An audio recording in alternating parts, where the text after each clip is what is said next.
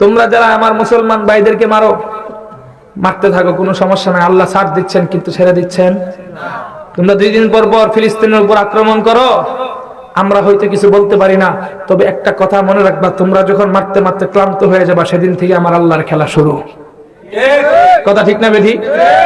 আরে তোমরা আমাদের নিষ্পাপ শিশুগুলোকে হত্যা করো, মনে রাখবা আগামী দিনে এমন একটা সময় আসবে, যেই সময় হয়তো তোমাদের পৃথিবীর মধ্যে আবার করে নতুন এক ওসামা বিন লাদেন জন্মগ্রহণ করবে, হয়তো আবু উবাইদা আসবে, না হয়তো হামাস বাহিনীর রূপ ধারণ করে তোমাদের উপর এমন আক্রমণ হবে, গোটা পৃথিবীর সমস্ত বেঈমানদের ইমানদারদের এই লড়াই রুখে দেওয়ার মতো কেউ থাকবে না।